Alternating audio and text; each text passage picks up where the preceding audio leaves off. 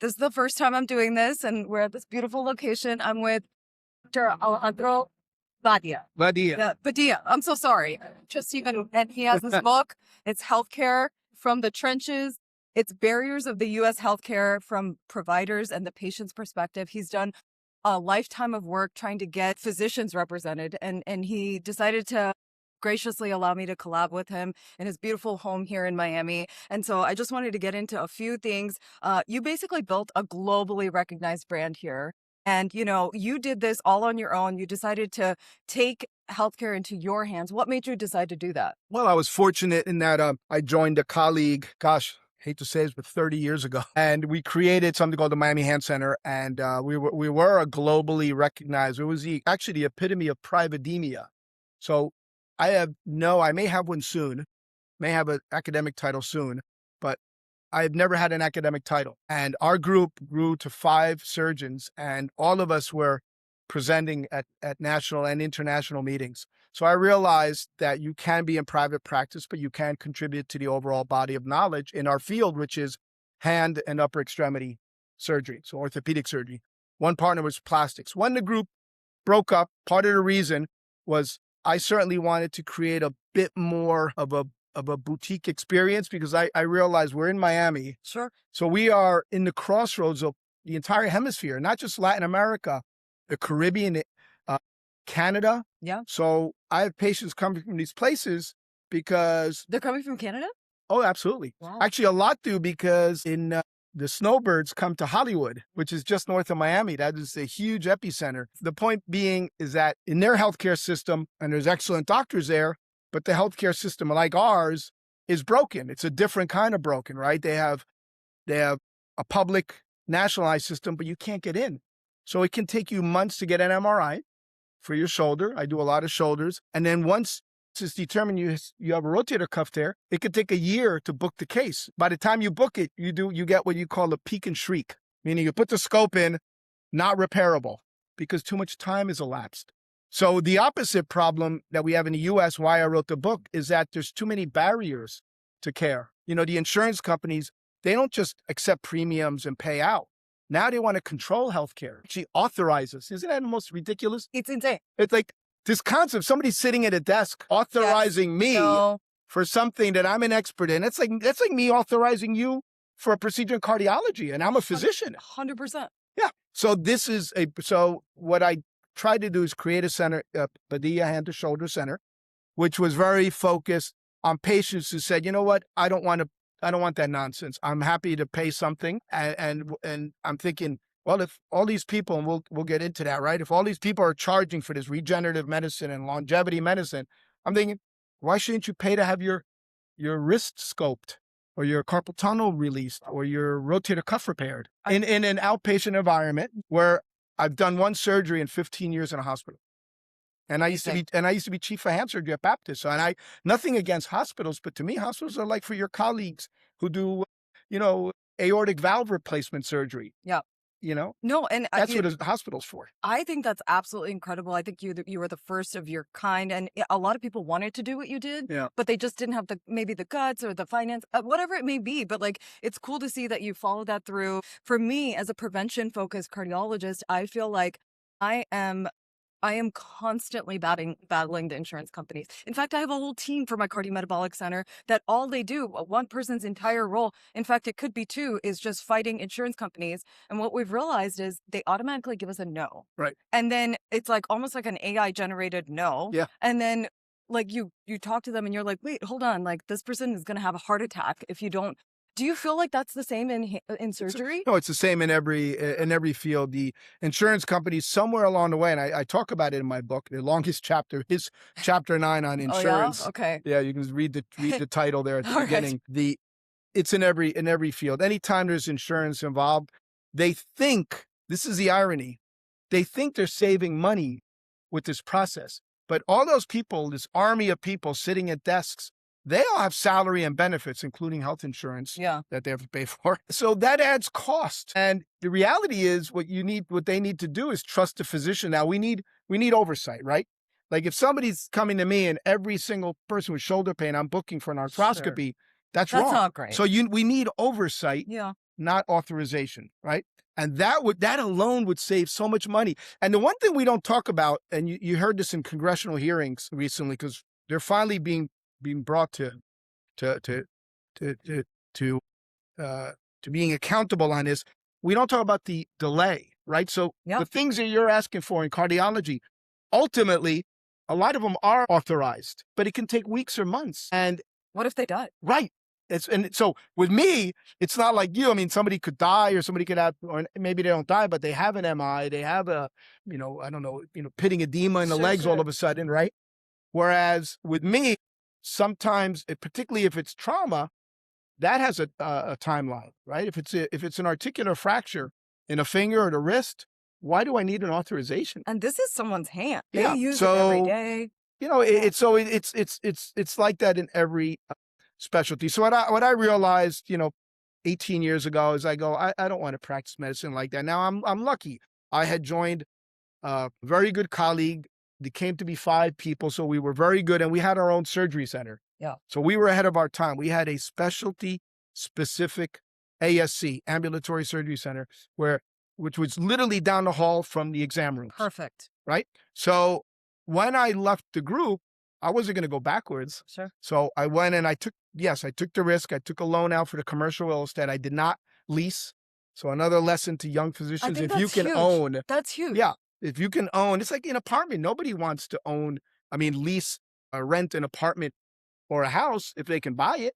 But it's so scary for us, right? Yeah. Like but we always have to believe that, listen, like this is our field. We're going to get it back, hopefully. Right. But that's a good point you make. We're scared, but I think part of the problem is that physicians have to have a little more confidence in themselves. I mean, we have a skill that those people, on the phone denying our care, they don't have that skill. And now it may take more work, but ultimately you have to gather your income, not just from the patient you see or the procedure you do, but your ecosystem.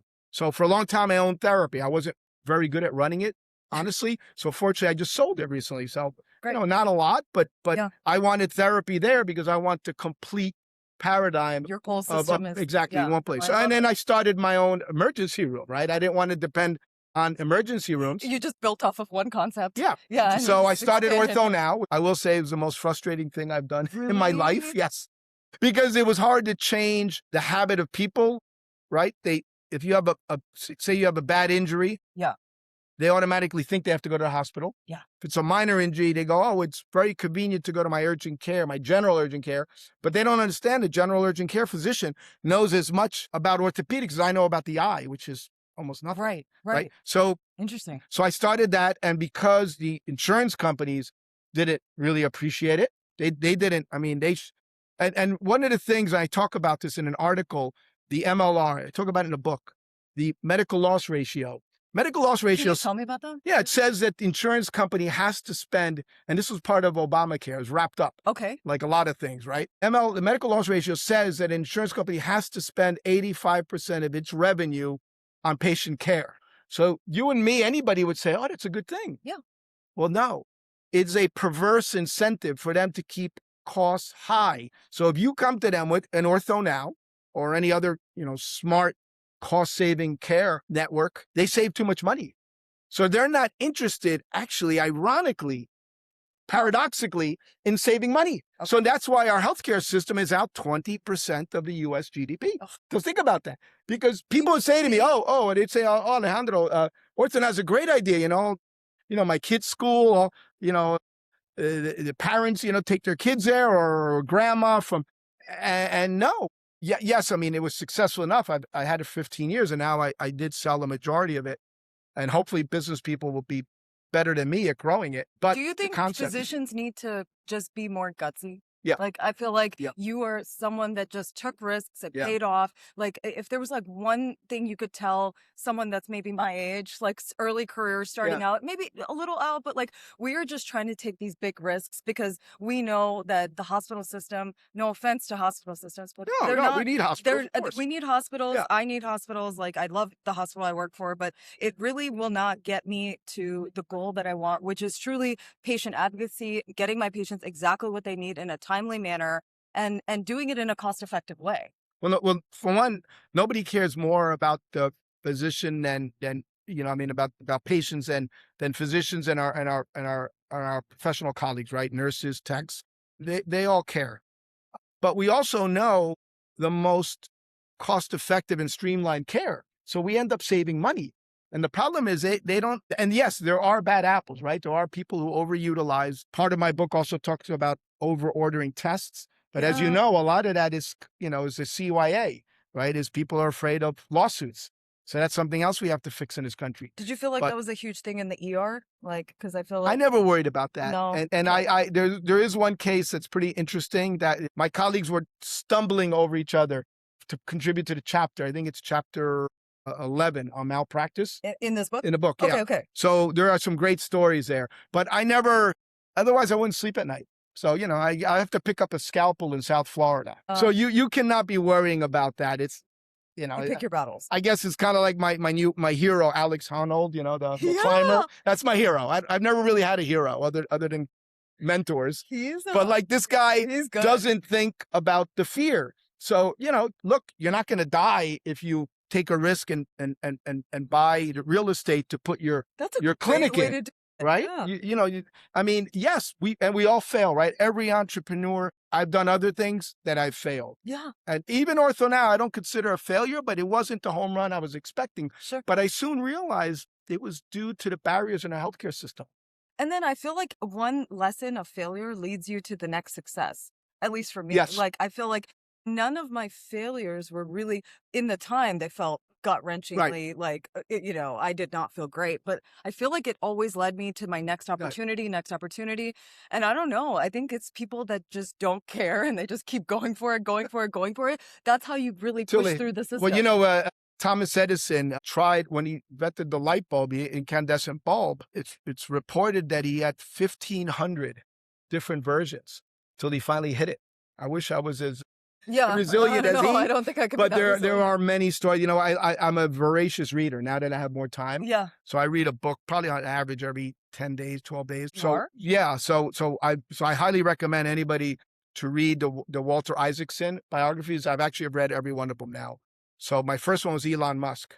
Okay. I learned a lot. One thing I learned is I probably should have fired more people along the way faster. It's good for them. It's good for you. It's good for the business. What held you back from firing them?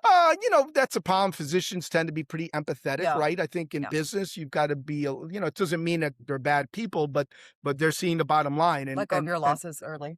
Yeah, exactly. And physicians, we're not trained that way, right? Yeah. So, then I read Steve Jobs and then I love history and I love this country. So I read Benjamin Franklin was awesome. That's amazing. And then Kissinger, that was 800 pages. So I read all of them in 1 year, but I can tell you I learned a lot. Yeah. I learned a lot. And I think people maybe don't read enough. You can't get all this stuff that you're talking about in 30-second TikTok clips. 100%. Yeah. I think you're totally on par with that. What would you do if you were to go back and you could reinvent U.S. healthcare completely? You could rearrange the pieces and not making it political, but just really what would be an idealistic world where you think the USA and us as physicians and patients would benefit the most? Like what structure? So I know that's a lot. So yeah, it's tough. Well, fortunately, I had a podcast, which thanks to you and other people, I'm going to probably be starting up. I think you should revamp it again. Yeah, I had 42 episodes, including U.S. senators, congressmen, Health and Human Secretary. You're a wealth of knowledge. People need to know that. Yeah, but the bomb is when you don't get the engagement. That's the thing about today's media, right? Is that you can have a great message. Like my IT guy says, he goes, Alex, you're shouting into the wind. And sometimes he's right, but I'm stubborn, so I'm gonna try again. So thank you for that. I think you should. So the three things that I always ask my guests: what three main initiatives would you do to try to change U.S. healthcare? So I actually have the answer for your question. So the first one is, and I said it, oversight, not authorization. Okay. That will minimize. We have to get rid of the middlemen, and the middlemen suck money out of our healthcare system, right? I mean, who knows more about metabolic issues related to cardiology and circulatory system than somebody like you? Right. Yeah. So we don't need those people, right? Number two is right specialist, right time. You're having issues potentially with your heart or your blood pressure, see the right specialist. Right? Go directly to. Yeah. And that's where our primary care and family practice colleagues need to keep us healthy, right? And they need to collaborate well with people like you, because we need our family doctors. That's gone away. Urgent cares are not to be your family doctor. Urgent cares are when something comes up and you can't get in to see. It's a Band-Aid. Yeah, exactly. And it's good. I think it's fine. Perfect. And by the way, I love my mid-level provider colleagues. Yeah. They serve a big niche, right? My PA knows a lot about hand surgery. I tell my NP all the time. Yeah. I think she is as smart as a physician, if not more in certain times. They're just a different, they have a different training. So that was number 2. And number 3 is what we're doing here. Yeah. Public education. Love it.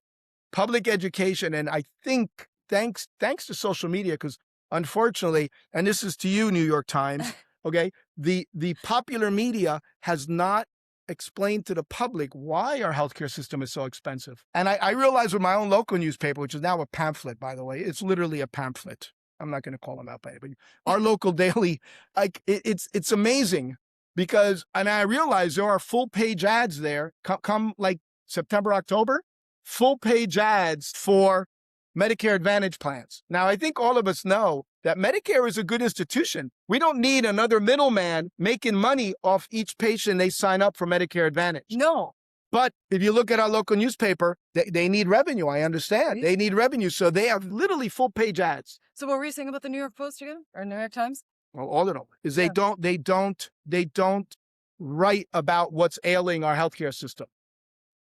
And I think they don't educate the public about it. I think that's where I feel like I can probably be a change in that. Absolutely. Is because now that the media is reaching out, I can shift the narrative a little bit. Like, you want to interview me about a piece, I'm going to not tell you what I feel about the healthcare system failing us, or like how right. And we're cash very pay options, whatever. And we know why. Yeah. Fun. No, I used to do an annual conference, and Stryker, a big corporation, wouldn't support the party of the conference because it was hosted at the Jungle. Really? Yeah. So I thought, what do you think that means? That we're hanging off, cheetahs hanging off the palm tree and naked? Or, totally. And this is your... Oh, right. So, I mean, you're telling me that our legislators don't have fun in D.C., or bankers or lawyers? And I think that that's another perception I want to change, is like, not all of us have to look a certain way, act a certain way. And it's like, of course, we're all very health conscious. You just did a bike ride this morning. I worked out this morning. 6:30 in the morning. Like, I mean, it's not like we're like, bad at our health. It's just, why is there this double standard where we have to be 100% perfect all the time? Like, it's okay. Yeah. We can do 80-20 and we'll be fine. Like, well, that's what I love about your platform is you're educating the public about the realities of health and this sort of wellness and this. I mean, I don't know if you want to touch on this anti-aging medicine. I mean, I think. Yeah, we were going to talk about that. Yeah. To me, it's kind of obvious. We all would like to, but it's not just living longer, right? We want to live well, right? There's no point in living to an advanced age if you're not well. So, but every internist, you don't have to go to an anti-aging expert. Every internist wants that for their patient, right? Totally. But they're going to collaborate with people like you because they don't have the expertise specifically in certain cardiology parameters that you have to embrace in order to improve heart health, right? Preventive. Yeah. And I think that that's where we should start focusing all of our energy efforts. It's like, how can I screen everybody early so that you just never even need that stent like later? Because that's really where like my world can help the general public. But I agree with you. I think that, the longevity experts, I love them. They're great. But, if you're getting 100 supplements, 80% of that is being urinated out. Yeah. And so you're getting benefit from probably 20% of the supplements. And there's better supplements than others. Like, I don't want to hate on them, but definitely anything non-FDA approved. Like, for example, in my world, I do a lot of GLP-1 therapy.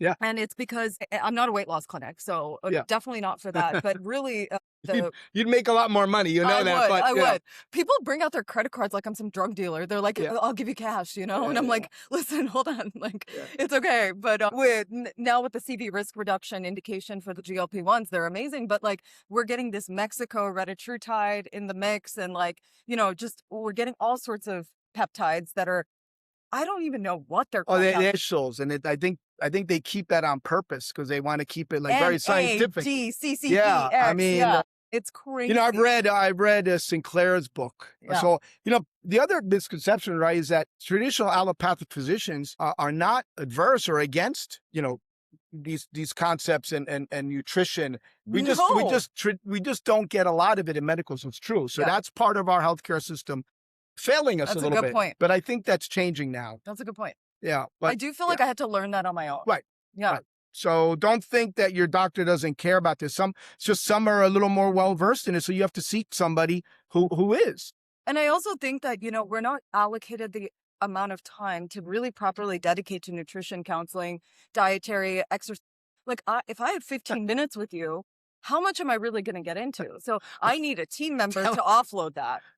Tell our audience what you get paid for that by like Blue. I'm gonna throw them under the bus. I'm sorry. $0.99. I don't get any money for dietary and education and so and it's not about the money. Like I am happy to do it. It's just with the pressure of how many RVUs I have to produce, how much I have to keep up. So relative value units. Yes. This was something not around really when I went into practice. Yeah. And I rejected it immediately. But the problem is people coming out later saw that in their training, right? And so it's sort of, we just accepted it. We accepted it. But I think that, I think there's pushback. Yeah. I don't think you can, I don't think you can break it down to something that's so complex where it actually costs time and money to figure out what you should get paid. It's kind of like your attorney who spends too much time figuring out how many hours to bill you. Like if they're doing that, that's not good. Yes. Right? Yes. So yes, your attorney and your accountant and we deserve to be paid. And by the way, the word reimbursement, somebody brought this up to me. Why is it called reimbursement? Like, did you lend your patient money and then when they see you, they're paying you back? That's actually such a great point. That's what reimbursement. No, we're paid. We should be paid well. As we say this, so we're like, everyone's like, yeah, I mean, I think everyone has this misconception that we get all this money and that we're like paid by big pharma and this, they've called me out on it. And, well, and here I am sitting in by the way, I bought this house, I told you, in 1999. You deserve everything you have. Thank you. And I don't need to explain it, but I will, because I bought this house in 1999 when Miami wasn't popular for the price of what a one-bedroom is now. Literally. And the reason I moved to Miami from New York, I trained in New York, Pittsburgh, and Germany. Yeah. Okay. Oh, wow. I grew up public school kid in New Jersey, immigrant. I was born in Cuba. My dad's family's from Valencia, Spain. I worked hard. Yes, you did. And we can never discredit that because I think everybody sees the after and they don't see the daily it's like grind. The text. I love reading. Scott Belsky is actually a fellow Cornellian. Scott Belsky is a serial entrepreneur. He actually is here part-time, but it's hard to network with these guys. I'm calling out Scott Belsky. I want to have a tequila with you, Scott, because I read your book called The Messy Middle. Come to his house. He has good tequila. Yeah, that's right. My colleague from Mexico City, from ABC Santa Fe. Okay, gave me that. He's a hip and knee replacement guy. Oh man! But Scott Belsky wrote a book called The Messy Middle. The Messy Middle is kind of like everybody's looking at, say, Jeff Bezos now, right? But Jeff Bezos, like for 15 years, ate shit. Yeah. I mean, so you don't. The romantic part is, he started it in the garage, in the trunk of his car. Right. And then they talk about now, but nobody talks about those middle years. And it's daily grind. It's like that with any entrepreneurism where you have to take risks. So the message to young physicians is, you're not going to starve. You will fail and you will learn from your failures, right? Yeah. But I think for me, just a quick bit is I feel like, so I got nearly killed twice in my life, and it's like a crazy, wild story. But I think it actually rewires your brain. You got to write a book. Yeah. It's just, I don't know, the world just tries to kill me off a couple times, and I just kind of fight my way back. But it rewires your brain to not take anything for granted. And also you realize it's okay to take chances. Yeah. And now's our time to kind of freaking kill it, go for it. What's the worst that could happen? It fails. Yes, you learn from it. You probably met a ton of people. I launched this candle company. Yeah, I saw beginning that. to end. Yeah, I want some of those candles. I will definitely send you some candles. It's a really cool name you have. Yeah. It was just really it was more a passion project. I also like to paint like your daughter does. So I have an artistic side, and medicine wasn't feeding that. So I wanted to do that as a passion project. And no matter what happens with it, it's doing great and whatever, but I learned how to do e-commerce from beginning to end. So if I ever do a product launch again, I know who to call in China. I know how to set up the website. I know Well, how I'm to going do to pick that. her brain because Yeah. I started with a supplier that's very reputable. I started for Ortho Now, which is Yeah. our ortho urgent care. It's branded with that, but has specific names of CBD because you don't know people. CBD cream, my patients love it. They rub it on the joints that hurt. But the problem is you don't know what you get out there. Yeah. Right. So You the want pure. e-commerce is valuable. And then we have 2 supplements. I take my turmeric every day. Okay, love that. So I'm Indian, so I'm into it. yeah. Yeah. You guys have it in your food. Yeah. By the way, we have to talk about India. I'm going. Yeah. It's 7 a.m. tomorrow morning. I have a Zoom call Oh my gosh. with Coimbatore, Okay. where the conference is. I'll be there in December, I think. I'm going to finally go back. You got to go back. Yeah. So India's, yeah. So the world is flat. I mean, I remember reading a book by Thomas Friedman, who was at New York Times. I read the Times for many years. And Thomas Friedman wrote a book called The World is Flat. And basically saying that now, like the people who do our sort of web marketing and they're a big group from India. They're fantastic. And so we started something called Miami Shoulder Institute because with Badia hand to shoulder, people forget about the shoulder. Like, oh, he's a hand surgeon. No, I do shoulder. Badia hand and shoulder, and now you have a new. Yeah, partly because of my partner who doesn't do hand, and we wanted to get him busier. And nowadays, what matters is sort of the name and so Miami Shoulder Institute makes sense, right? Amazing. And so yesterday he had some great cases. He just sent me the pictures. Great surgeries. So we're doing some really good stuff with that. But again, yes, it requires a risk. We spent money. I mean, fortunately, they're in India, so it wasn't that expensive. Sure.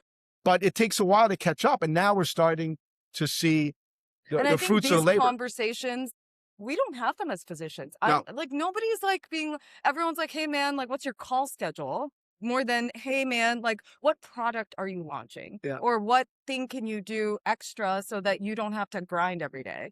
And I think that well, we're not collaborative. Okay, that's chapter 4.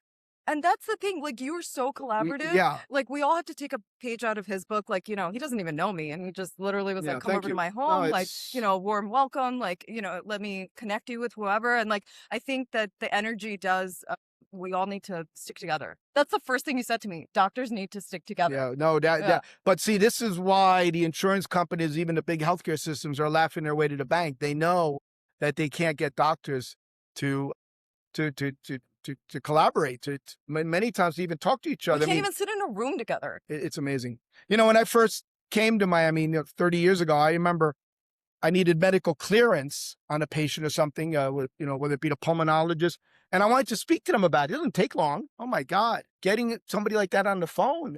And if somebody wants to reach me about their patient who has, who has elbow pain or wrist pain, I respond. It doesn't take that long. So it's a bit of a mindset and culture. I'm hoping this generation will change that. Yeah. But if they can get a little bit off their devices, there has to be a healthy mix. I agree. Yeah. I think it's weird because I'm not necessarily in the younger generation. I'm not in yours. I'm just kind of right in the middle. And so I'm straddling both lines. I'm not going to take offense to that comment. Yeah. You know what I mean? No, there's all generations. I'm absolutely. not it's funny. I work with people like you but I'm closer in age with probably the Gen Zers, but I'm definitely not them. The other day they were like, hey, this guy was like, hey, oh, I see that you're hitting the lab super hard. And I was like, I'm thinking it's a cath lab. And I was like, no, I haven't done any cases in a long, I did a few cases last week. I haven't been in he's like, what are you saying? And I was like, apparently the lab is the gym. The lab is a gym? I just learned that. And you can't, you can't clap like this. You have to clap like this. And so I'm learning. Well, I personally, by the way, I would like to know more about what you do. What is your secret sauce? Well, I got very blessed and lucky to get into what I do. So I knew when I was 16, I wanted to be a cardiologist, and that was just my straight shot focus. I did a 6-year med program. I graduated when I was 30 from fellowship. So I got I started earlier and which allowed me to make all my mistakes the first 2 years of practice. I knew what I wanted to do, what I didn't want to do. And then I luckily got put into a practice that was very nurturing. My teammates are great. And then I have a lot of people who believe in me and gave me this role as a program director of the Cardiometabolic Center. So we launched the first Cardiometabolic And this Center. was in Scottsdale. Yeah. Oh, yeah. Okay. And this is recently fortuitous with the whole GLP-1 era, with the CV risk reduction. Yeah. And then now we partnered with the American Heart Association. So we do a lot of research with them. And so Is tequila part of that program? yeah, it's, Like you No, said before, balance. yeah, right? it's all balance. That's fine, all yeah. balance. And I never want to come across as like some goody two shoes that like is Yeah. perfect all the time, because I'm not. But I do preach what I practice what I Practice what you preach. preach. Yeah, so Monday through Thursday I'm pretty good, and then I like to have fun on the weekends. Yeah. So you focus on a lot of preventive cardiology and metabolism, so optimizing your cardiovascular health. Is that Yeah, the best way to? Exactly. So we now know that visceral fat, everyone thinks it's actually this stuff, but it's actually on the inside. No, It's I've surrounding read that it. recently. Yeah, and it's like, so we have an in-body scan that we measure it, and we track inflammation markers, we track genetic particles. If you have a family history of heart disease, we're able to see all that stuff come down with the therapies, the diet, the exercise. And here's the thing, if you don't kind of follow the program, we have no problem like taking a step back, taking you off. So the patients though need somebody like you to know what tests to order, right?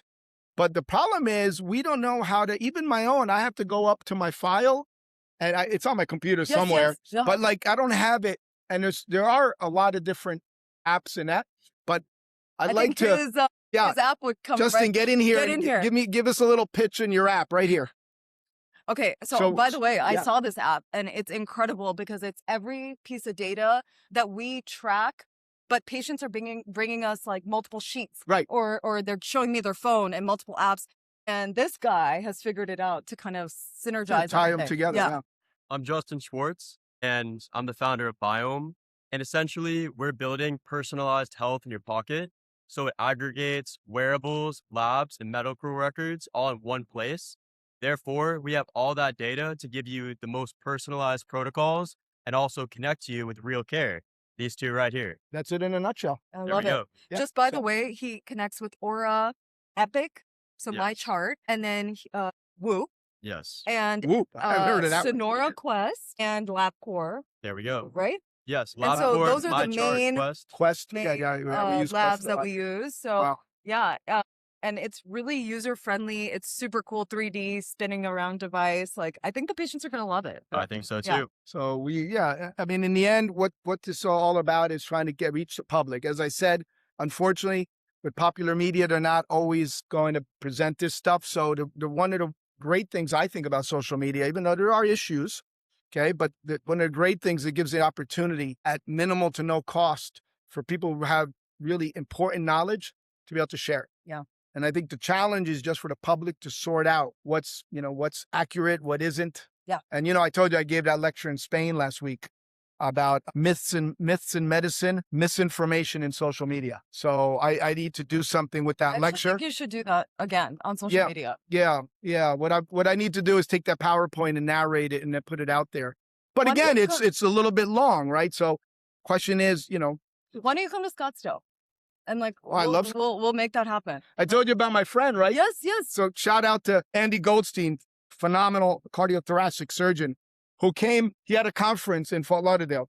Nice. He came to my office on Monday, which is a patient day, and his hands were going numb, his dominant hand. He's a heart surgeon, and he had obvious signs of carpal tunnel syndrome.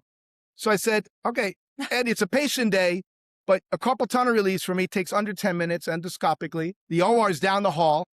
By the way, that's incredible. So he can do a carpal tunnel release in 6 minutes, you said? Oh, yeah. Actually less, but I don't. Less than that, but endoscopic. I mean, when you see it done, you realize if you've done, I think I've done 6,000 of them. It's the point being is that this guy was, frequently shaking out his hand, waking up at night. So he had a conference in Fort Lauderdale. So he drove to me in Doral near the airport, near Miami International. I did the release, light dressing, one absorbable stitch, and he drove himself to the conference. I shouldn't have said that because you're not supposed to drive after surgery, but we'll take that out. 4 or 5 days later, he sent me a video. He did an upper lobe lobectomy on a patient in Scottsdale. Amazing. 5 days after his surgery. Incredible. So there's so many misperceptions out there. I mean, carpal tunnel syndrome, it's not caused by using a computer. That is a complete myth. I think that is huge. It's huge. And there's When so you many told me myths that, in cardiac health. Yeah. I mean, so many myths, right? A million. A million. Yeah. So But you should do a whole thing on carpal tunnel. Like that would actually pop off for sure. Well, look, if you look, my social media is Badia Hand, Instagram, and And at everybody Badia Hand. buy this book. It's healthcare. And is it on Amazon? Oh yeah, it's definitely on Amazon. It's We'll on link everything. Barnes and Noble, but it's also It's on on Barnes and Noble? Google Audiobooks. So all Okay. your healthy people who are listening to your advice, you can listen to it on your treadmill or on your commute to work. No. Google Audiobooks. I think it's a big $5.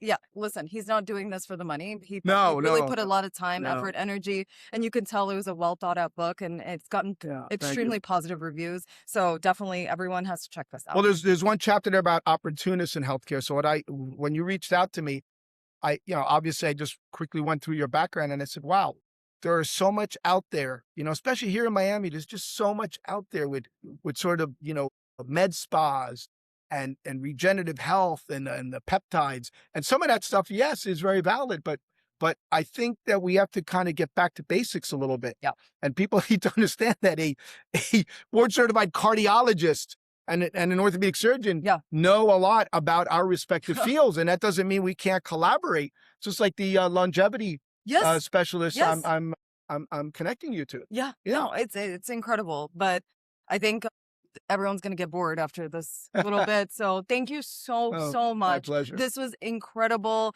Please follow him. Please buy his book. And then if you guys have any questions, let me know.